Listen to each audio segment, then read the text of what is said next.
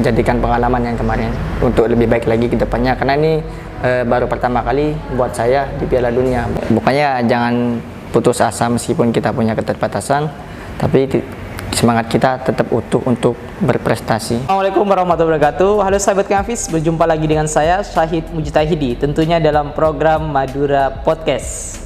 Podcast kali ini saya kedatangan tamu yang ini baru saja dari Turki.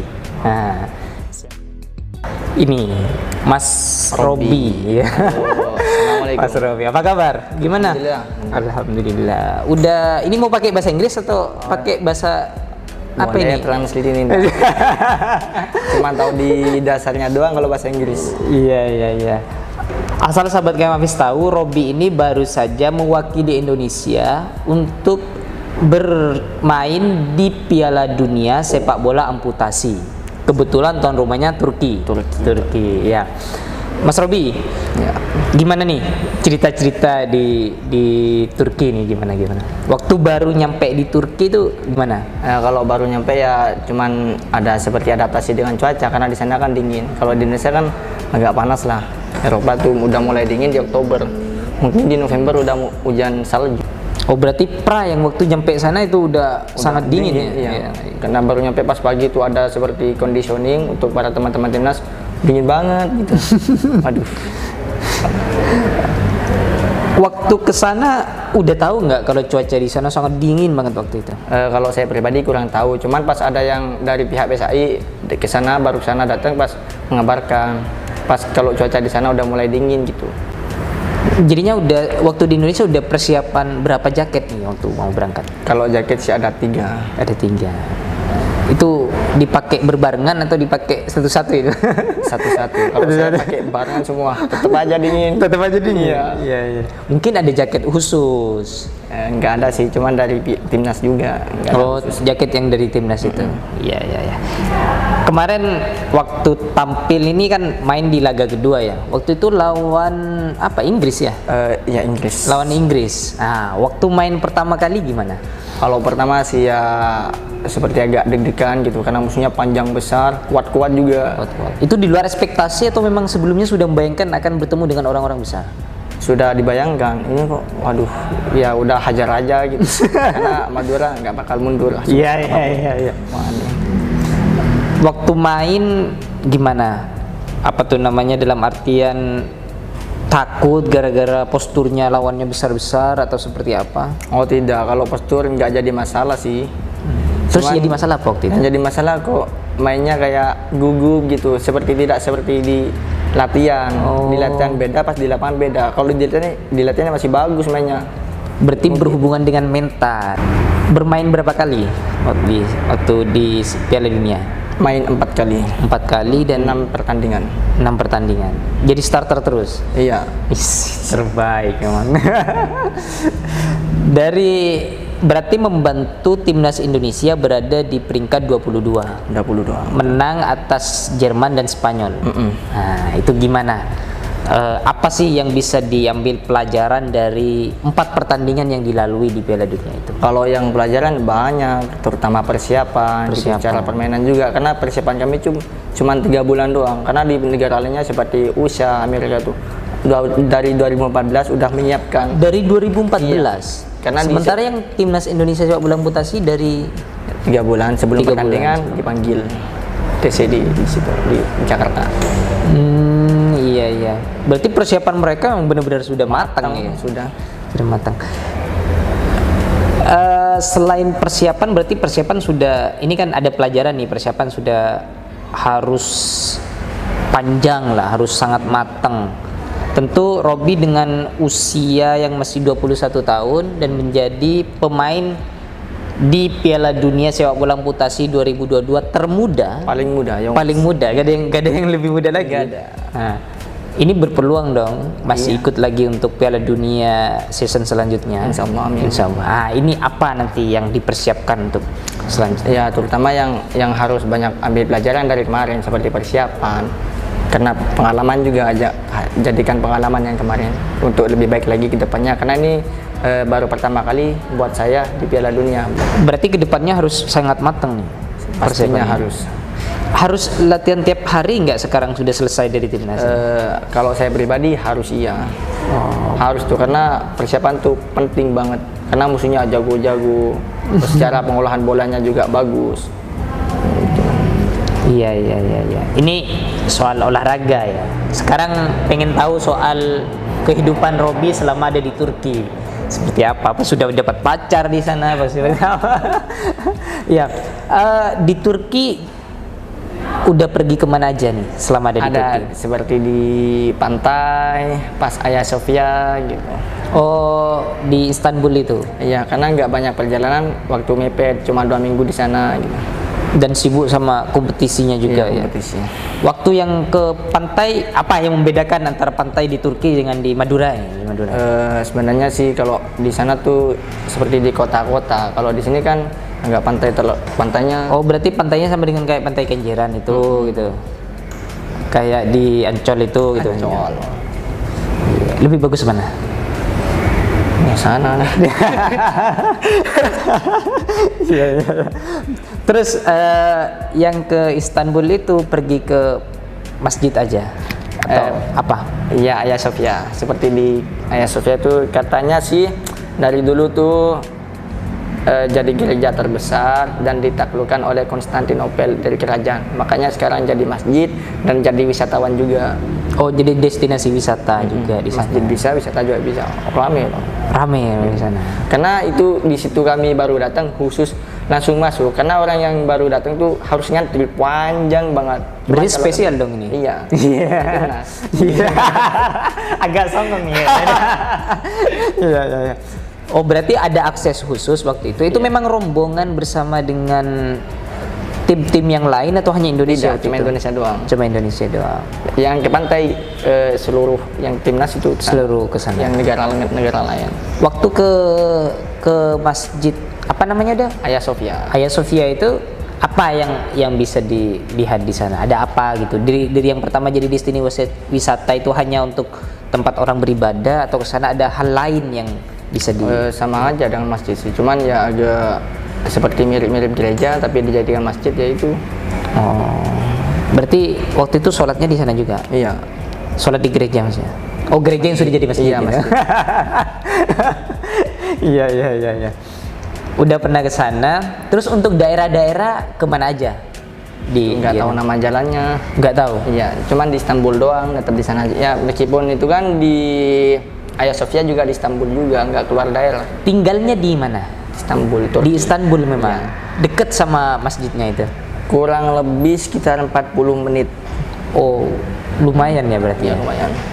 Terus kalau waktu itu sholat di sana masjid banyak juga. Ada banyak sih. Banyak. Di dekat apa sholat di hotel atau? Kalau sebagian ada yang turun, sebagian ada yang di hotel. Gitu. Kalau Jumatan sholatnya di Kalau Jumatan ya masjid. masjid juga. Dekat sama hotelnya. Ya agak deket. Terus bagaimana nih interaksi dengan warga setempat di sana? Nah jujur kalau saya pribadi masih belum bisa bahasa Turki, makanya minta tolong ke Mbak Google Translate. Makanya kalau ngomong tuh, kalau mau ngomong apa misal makanan, ini saya mau ini gitu, ditranslate, langsung saya ngomong. Oh, berarti gini sistemnya gitu.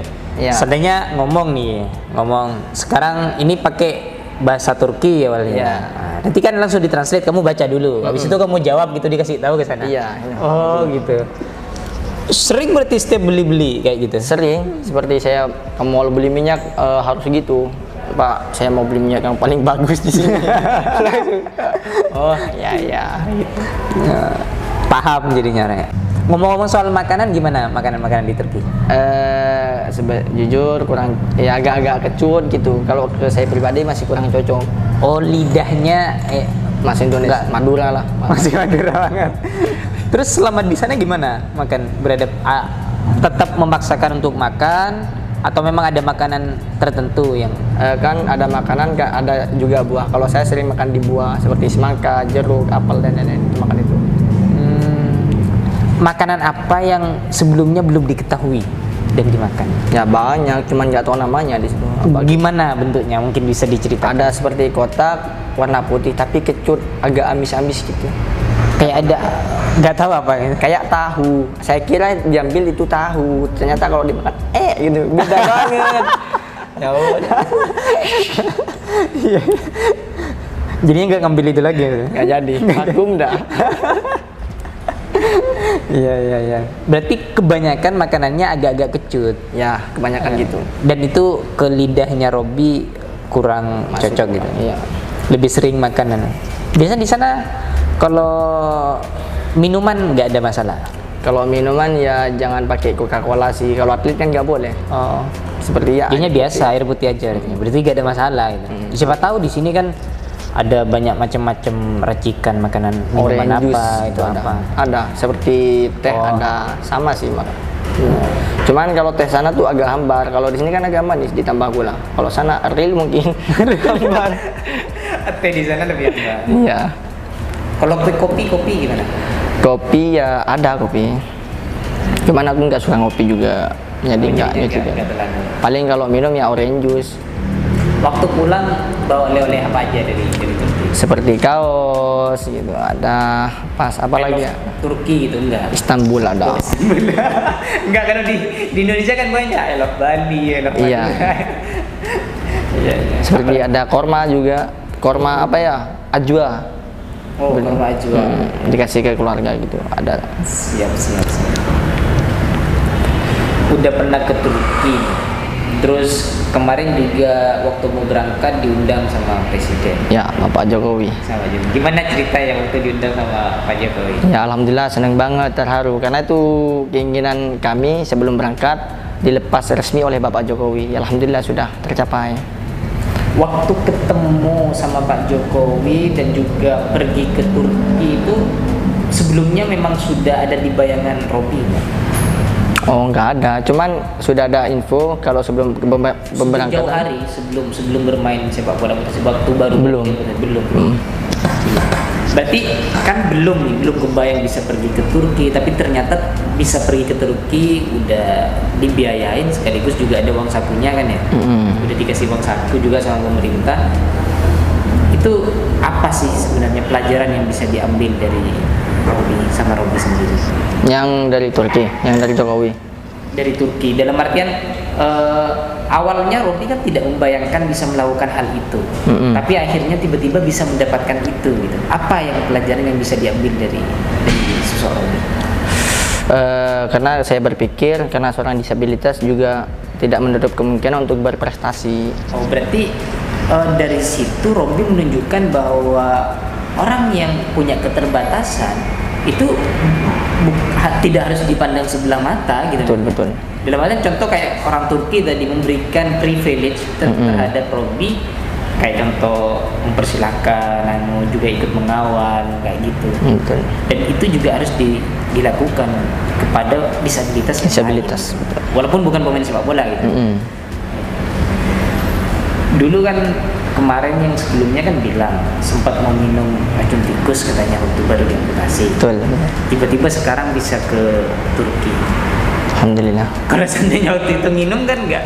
Ya beda mungkin.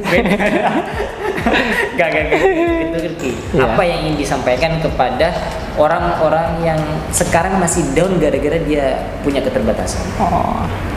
Pokoknya jangan putus asa meskipun kita punya keterbatasan, tapi semangat kita tetap utuh untuk berprestasi. Berarti harus memupuk semangat tadi. Harus percaya diri bahwa ternyata kita masih bisa melakukan aktivitas yang lain, bisa berkarir, masih bisa membuat orang bangga. Tentu kan orang tua bangga ketika Robby bisa ke Turki.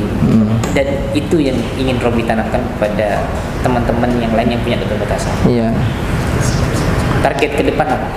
Target ke depan ya masih pengen lebih banyak belajar lagi tentang sepak bola. Karena semakin ke depan akan semakin maju sepak bola ini pasti. Karena Pengen main lagi nggak di timnas? Insya Allah pasti harus. Karena seperti di Asia tuh ada seperti baru bangun seperti Thailand itu bangun. Karena di tahun berikutnya pasti ada Piala Asia gitu. Karena yang di event terdekat Indonesia Piala Kemenpora. Piala Kemenpora. Ya. Itu berarti antar klub. antar klub. Berarti nanti Persam ikut juga rekannya? Pasti harus tuh. Harus ikut ya? Iya. Udah siap nih? Sudah secara mental, permainan. Wah. Apalagi ada Robi gitu ya? Iya, kan saya pemain inti kan di Persam. Siap. Ya, sahabat Hafiz, itulah pengalaman Robi dan pelajaran penting bagi kita bahwa ternyata menjadi orang yang punya keterbatasan bukan berarti kalian harus membatasi diri untuk berinteraksi, bukan berarti kalian harus membatasi diri untuk berkarir, tapi ini sebenarnya tergantung kalian sendiri. Kalian mau memfungsikan keterbatasan kalian sebagai kekuatan kalian atau tidak. Itulah pelajaran yang bisa kita ambil pada podcast kali ini. Saya Said Hidi undur diri. Wassalamualaikum warahmatullahi wabarakatuh.